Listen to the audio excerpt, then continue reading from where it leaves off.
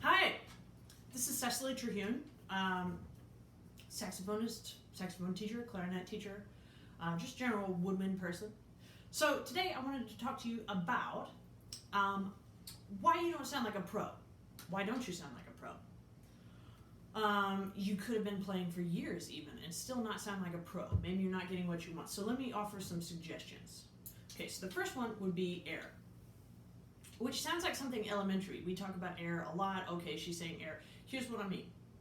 I'm talking about air going through the notes. I'm talking about long phrases. So if you're playing scales like this,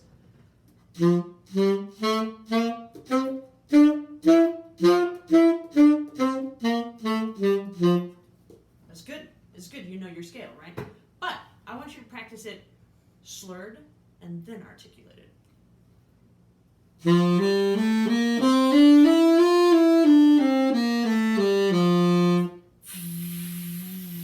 what I'm doing with my air. So, how do we get this feeling? How do we get the right feeling for air going through the phrase? Two ways I think about it. First way I think about it is as if you're playing a long note. And almost crescendoing through that long note. When I'm playing with my students and I'm trying to get them to blow through a scale, I will play the long note in kind of crescendo, and then I'll have them switch on and off. So one of us will play a long note so we can simulate that kind of air, and then the other one will go through the scale and try and practice moving your fingers with that kind of air. So there's that. Second way I think about it, I think about engaging the core, right? You have to have muscles like contracting and working in order to get that air going through. It's not just like, your lungs deflating. You're actually pushing the air. So you have to think about constant, steady air. So how are you going to simulate that sort of feeling? You're going to stand up, right?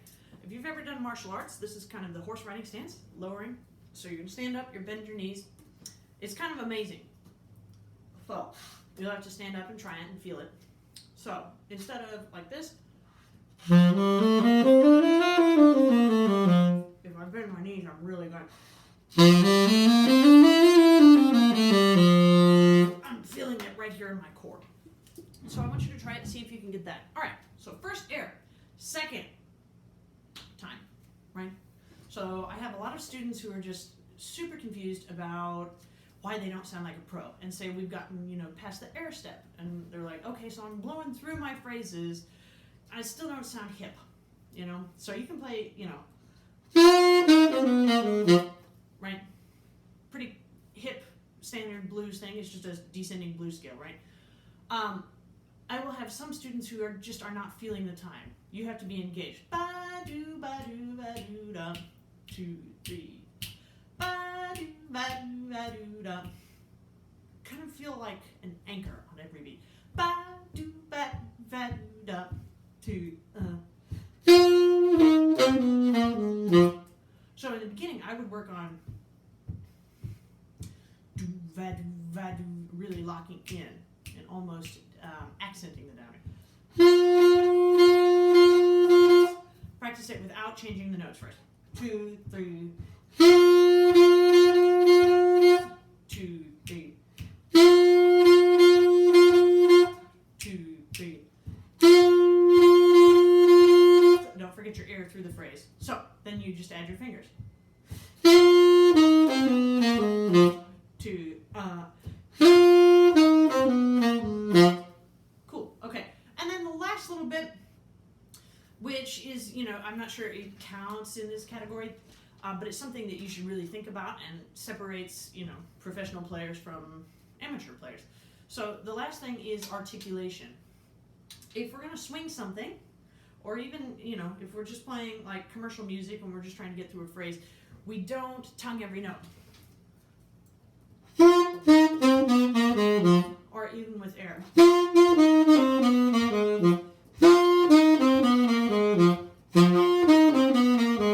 Which is a common problem my students have. It's not hip. So we're only tonguing about half of those notes.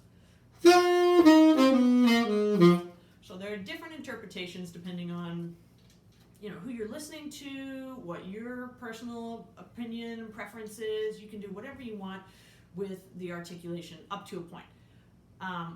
And there's some things that might help you sound a little bit closer to, stylistically correct articulations. So, let's take a C major scale, my C major scale on tenor saxophone. I'm swinging, right? So I've got, an uneven beat. And if that's something you need help with, check out any number of swing videos anywhere. So the first part of the beat is a little bit longer. Second part's a little shorter, kind of like that. So do va do va do va do va do va do va da. Okay, so you're gonna blow through all of them. The air is just constant throughout. But the second one we're gonna articulate, which is kind of counterintuitive. So let's, just for the sake of experimentation, say I tongue the first one. So the numbered beats, 1, 2, 3, 4, not the ants. I'm going 1, 2, 3, and 4, and I've got eighth notes running underneath. So I'm going to tongue the downbeats.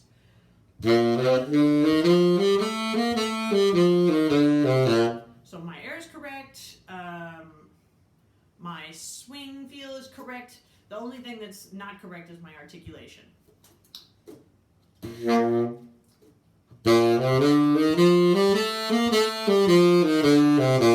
Sounds really square.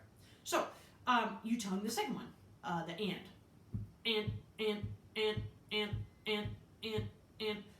da do va do va do va da. So, since you're starting on the C and it happens to be on a number, because it's your first note you're playing, you're going to tongue that one. So the first two notes you're going to tongue. So 1 and. Those are the notes you're tonguing. 1 and. So that would sound like this. 1, 2, 1, 2, 3, 4. One more time slower. 1 and 2 and 3 and 4 and.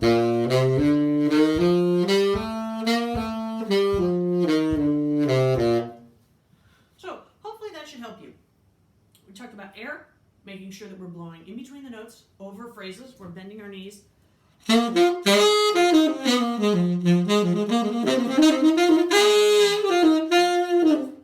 Right, blowing air. We're working on our time. We're making sure to stay with the metronome. We're kind of anchoring our downbeats while blowing air through. And then the last one is the offbeat articulation, tonguing the ands and not the numbered beats. Okay, so hopefully this will help you. Let me know. If you want to leave a comment, that's cool. If not, also cool. All right. Good luck. Happy practicing.